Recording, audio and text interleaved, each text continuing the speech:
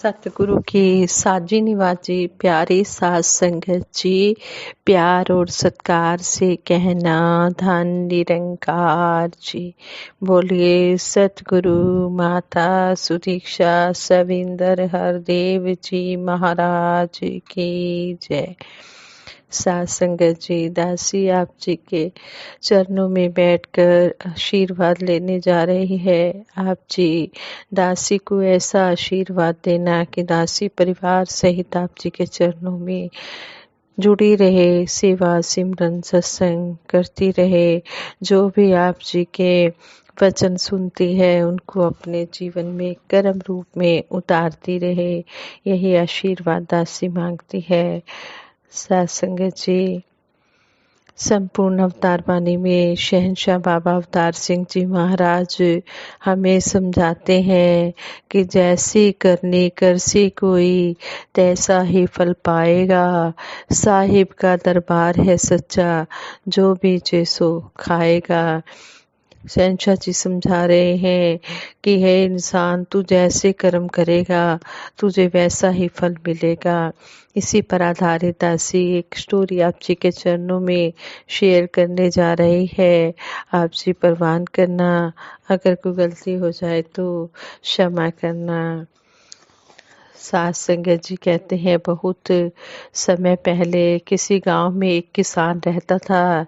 वह काफी बुजुर्ग हो चुका था, फिर भी अपने खेतों में बहुत मेहनत करता था। खेती से जो थोड़ी बहुत इनकम होती उसी से उसके परिवार का गुजारा चलता था।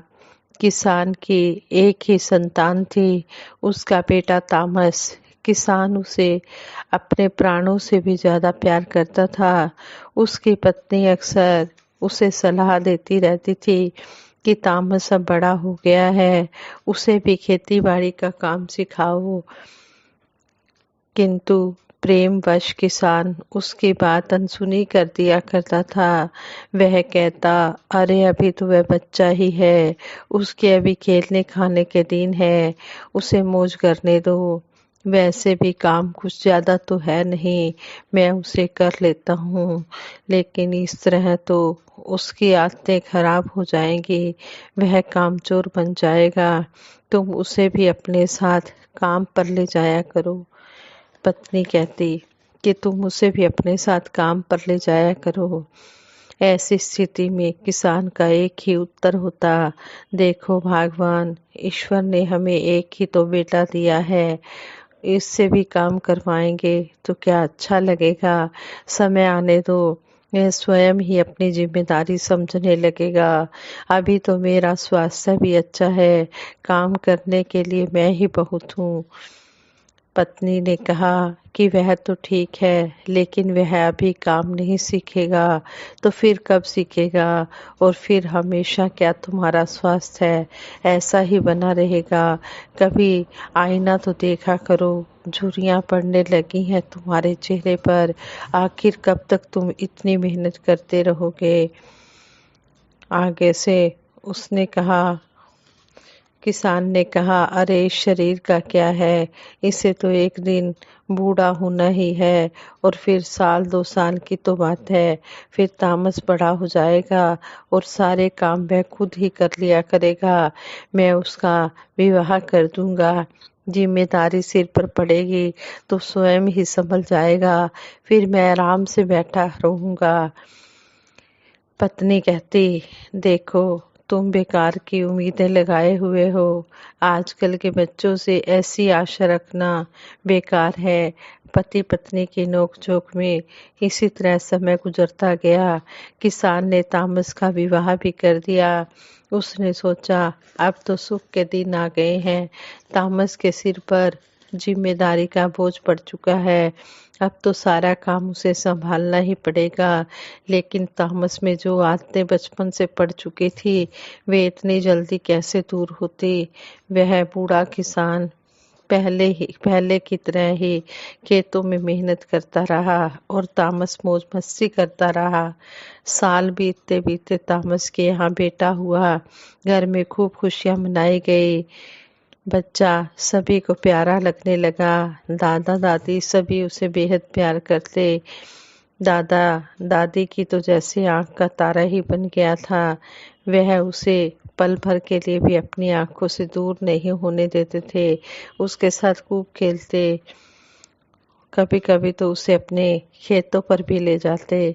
तामस भी अब अपनी जिम्मेदारी स्वीकार करने लगा था। अब घर और बाहर के सभी कार्य तामस ही करता था। बुजुर्ग पिता से वह अब ज्यादा काम नहीं कराता था। समय बहुत आराम से गुजर रहा था कि एक दिन किसान की पत्नी गंभीर रूप से बीमार पड़ गई। बुजुर्ग किसान ने उसका हकीमों से इलाज कराया, किंतु वह बुजुर्ग माता का अंतिम समय आ गया था, इसलिए वह बच नहीं सकी।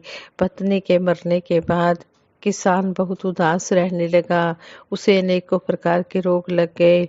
उसे दमा हो गया और वह भी ऐसा जबरदस्त कि बुजुर्ग खांसते खांसते परेशान हो जाता। उसकी आंखों में पानी आने लग जाता, दम निकलने को हो जाता। तामस ने उसका इलाज कराया, किंतु बुजुर्ग किसान की बीमारी ठीक नहीं हुई। अब तो वह बुजुर्ग अपने बेटे और बहू को बोझ लगने लगा।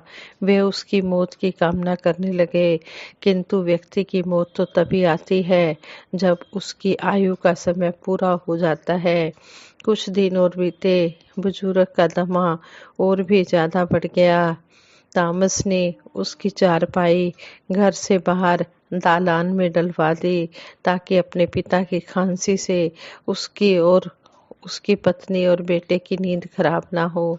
उस रात तामस और उसकी पत्नी ने आपस में विचार विमर्श किया और निश्चय किया कि इस बुजुर्ग से मुक्ति पा लेनी चाहिए। उसी निश्चय के तहत अगली सुबह उसने अपनी बैलगाड़ी तैयार की और बुजुर्ग के बार बार मना करने के बाद भी जबरदस्ती उसे बैलगाड़ी में बिठा दिया गया।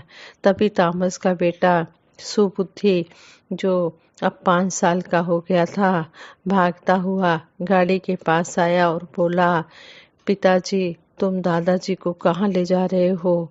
आगे से तामस बोला, दादाजी मैं दादाजी को तेरे दादाजी को शहर ले जा रहा हूँ। तुम्हारे दादाजी बहुत बीमार हैं, इन्हें शहर के अच्छे डॉक्टर को दिखाऊंगा। तो सुबुद्धि बोला, पापा तब तो मैं भी पिताजी आपके साथ चलूंगा। तामस ने कहा, नहीं बेटा, तुम यहीं ठहरो, तुम्हारी माँ तुम्हें मिठाई देगी। आगे से तामस की पत्नी उस बुजुर्ग किसान की पुत्रवधू अपने बेटे से कहने लगी, तुम यहीं रहो, मैं तुम्हें खाने के लिए मिठाई दूंगी। लेकिन वो जो सुबुद्धि था, वो किसी भी लालच में नहीं फंसा। वह दौड़कर बैलगाड़ी के पीछे लटक गया। आगे से तामस की पत्नी अपने बेटे सुबुद्धि को कहने लगी, अरे ठहर तो बेटा, तू गिर जाएगा। लेकिन सुबुद्धि कूद कर अपने दादाजी के पास पहुंच गया। वह अपने दादाजी से बहुत प्यार करता था और अपने दादाजी को अपने से दूर नहीं होने देता था। वह कहने लगा, मैं भी आपके साथ चलूंगा दादाजी। वह बुजुर्ग के पास बैठता हुआ बोला। तामस सोच में पड़ गया कि सुबुद्धि को साथ ले जाए या नहीं। उसे एक बार फिर से अपने बेटे को समझाना चाहा, किंतु जब सुबुद्धि नहीं माना तो उसे साथ ले जाना पड़ा। गांव से 1 किलोमीटर दूर जाकर कब्रिस्तान के पास तामस ने अपनी बैलगाड़ी रोकी, बैलगाड़ी में रखा फावड़ा उठाया और उन दोनों से बोला, तुम दोनों यहाँ रुकना, मैं थोड़ी देर में वापस आता हूँ। कब्रिस्तान के सुने से कोने में जाकर उसने जमीन खोदनी शुरू कर दी। जब काफी समय बीत गया और तामस नहीं आया, तो तामस का बेटा सुबुद्धि तामस को खोजने के लिए बैलगाड़ी से उतरकर वहां जा पहुंचा जहां तामस खुदाई कर रहा था। उसका पिता खुदाई कर रहा था। पिता के पास पहुंचकर उसने पूछा, पिताजी तुम तो दादाजी को शहर ले जा रहे थे, फिर यह क्या करने लगे? तामस ने उसे कहा कि तू यहाँ क्यों आ गया है? जा जाकर अपने दादाजी के पास बैठ। सुबुद्धि को यह जानने की जिज्ञासा हो रही थी कि उसके पिताजी ऐसा क्यों कर रहे हैं। उसने कहा कि आप यहाँ पर ऐसा क्यों कर रहे हो, जमीन क्यों खोद रहे हो। उसने तामस ने कहा कि मैं यहाँ पर तामस ने कहा कि मैं यहाँ पर कब्र खोद रहा हूँ। तो आगे से सुबुद्धि बोला, किसके लिए। तामस ने कहा, तेरे दादाजी के लिए। दादाजी के लिए? अरे आप यह क्या कर रहे हैं, अभी तो मेरे दादाजी जिंदा हैं, कोई मर थोड़ा गए हैं, मरे तो नहीं हैं। तामस ने कहा, मरे तो नहीं हैं, लेकिन वह बहुत ज्यादा बुजुर्ग हो गए हैं और अब वह किसी काम के नहीं रहे हैं। दिन भर घर में बैठे हुए फ्री में बैठे बैठे खाते रहते हैं और उनकी दवाइयों पर भी पैसा खर्च होता है। पिता की ऐसी बात सुनकर उसका बेटा सुबुद्धि हैरान रह गया। फिर तामस ने आगे कहा, तू यूं भी अब वह ज्यादा दिन जिंदा तो नहीं रहेंगे, इसलिए मैंने और तेरी माँ ने यह सोचा है कि उन्हें अभी यहाँ दफना देने में क्या हर्ज है, और तू किस चिंता में पड़ गया है। सुबुद्धि बोला, बड़ा अच्छा किया तुमने मुझे बता दिया। पर तामस ने कहा कि यह बात किसी को मत बताना, अच्छे बच्चे घर का भेद किसी को नहीं बताते। सुबुद्धि बोला, नहीं बताऊंगा, पर थोड़ी देर के लिए मुझे अपना फावड़ा दे दो। तामस ने उसे फावड़ा पकड़ा दिया। सुबुद्धि फावड़े को उठाकर एक दिशा में चल पड़ा। उसे जाते हुए देख तामस ने सोचा, यह क्या करना चाहता है। सुबुद्धि ने एक जगह फावड़े से जमीन खोदनी शुरू कर दी। अभी उसने कुछ ही जमीन खोदी थी कि उसका पिता वहां पहुंच गया। यह क्या कर रहे हो बेटा, तामस ने अपने बेटे सुबुद्धि से पूछा। आगे से सुबुद्धि ने कहा, मैं जमीन खोद रहा हूँ, एक कब्र तैयार करूंगा। तामस ने कहा, मैं समझा नहीं तुम्हारी बात, तुम किसके लिए कब्र तैयार करोगे। सुबुद्धि ने कहा, तुम्हारे लिए। और किसके लिए बापू, मैं तुम्हें ज्यादा इंतजार भी नहीं करवाऊंगा। जब तुम बुजुर्ग हो जाओगे मैं तुम्हारी कब्र खोदूंगा और तुम्हें बाहर इंतजार करना नहीं पड़ेगा। अरे यह कैसी भयंकर बातें कर रहे हो, तामस ने अपने बेटे सुबुद्धि से कहा कि मैं तो तुम्हें ज्यादा कष्ट नहीं दूंगा। तामस ने सुबुद्धि से कहा, अरे कैसी बातें कर रहे हो। तो आगे से सुबुद्धि बोला, पिताजी मैं तुम्हें ज्यादा कष्ट नहीं दूंगा, बस यहाँ लाऊंगा और सीधे गड्ढे में धकेल दूंगा। क्या तुम मुझे जिंदा दफनाओगे। तामस ने कहा। सुबुद्धि ने कहा, हाँ बापू, हाँ पिताजी, पर मैं तो तुम्हारा पिता हूँ, अपने पिता के लिए तुम ऐसा कैसे सोच सकते हो। आगे से सुबुद्धि ने कहा, आप भी तो दादाजी के लिए ऐसा ही सोच रहे हैं, दादाजी भी तो आपके पिताजी हैं, आप अपने पिताजी के साथ ऐसा कर सकते हैं तो मैं क्यों नहीं कर सकता। मैं इस वंश परंपरा को जरूर निभाऊंगा। अपने मासूम बेटे के मुख से ऐसी बातें सुनकर तामस को एकदम से घबराहट हो गई। उसे अपने किए पर पश्चाताप होने लगा। उसने तोड़कर अपने बेटे को गोद में उठा लिया और आंखों में आंसू भरकर बोला, बेटा आज तूने मेरी आंखें खोल दी। मैं एक बहुत ही घृणित पाप करने जा रहा था, एक बहुत ही नीच काम करने जा रहा था।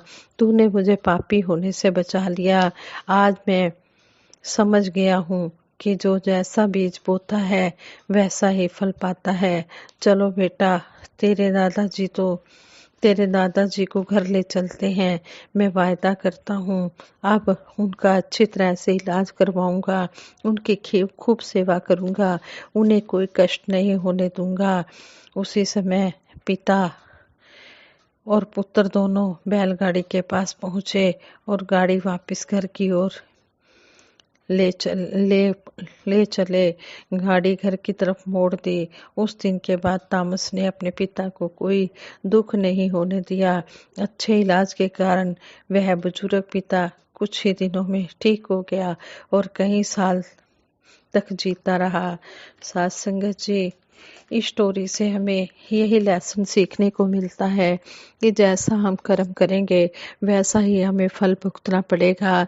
सतगुरु माता सुदीक्षा जी महाराज अक्सर हमें यही समझाते हैं कि हमने अच्छे ही कर्म करने हैं। अच्छे कर्म करने की हमें पूर्ण रूप से इस निरंकार ने आज़ादी दी है कि हम अच्छे कर्म करें। कर्म करने की हमें आज़ादी दी है। अब ये हमारे ऊपर डिपेंड करता है कि हम अच्छे कर्म करते हैं या बुरे कर्म करते हैं। इसलिए सतगुरु माता सुदीक्षा जी महाराज हर पल हमें चेतन और सजग कर रहे हैं कि हमने अच्छे कर्म करते चले जाना है। हर एक का आदर सत्कार करना है, अपने बुजुर्गों का आदर मान करना है, उनकी सेवा करनी है। बुजुर्गों ने किस तरह हमें प्यार दिया, किस तरह हमें बचपन में पाला बड़ा किया, किस तरह उनके मन में प्यार, अटूट प्यार होता है। कोई काम ना रख के वो प्यार नहीं करते।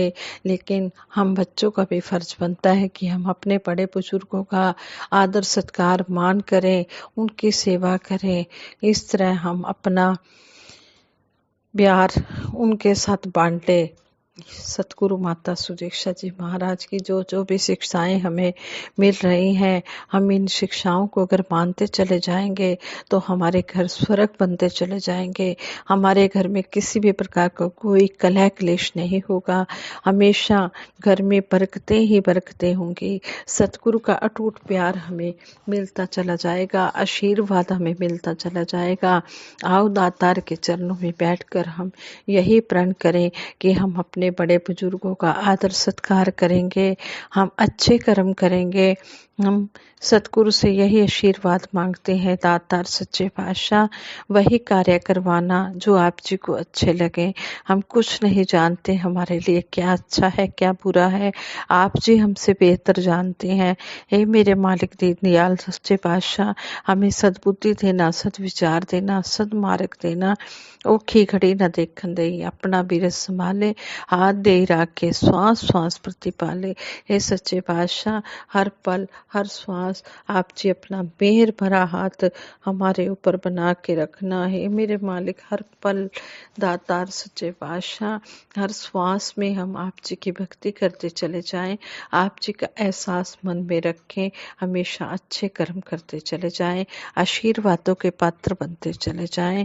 हर पल आप जी का मेहर भरा हाथ हमारे सिर पर रहे। मेरे मालिक दीनदयाल सच्चे पातशाह, हर श्वास में हो सिमरन तेरा, यूं बीत जाए जीवन मेरा। साथ संगत जी प्रेम से कहना, धन निरंकार जी।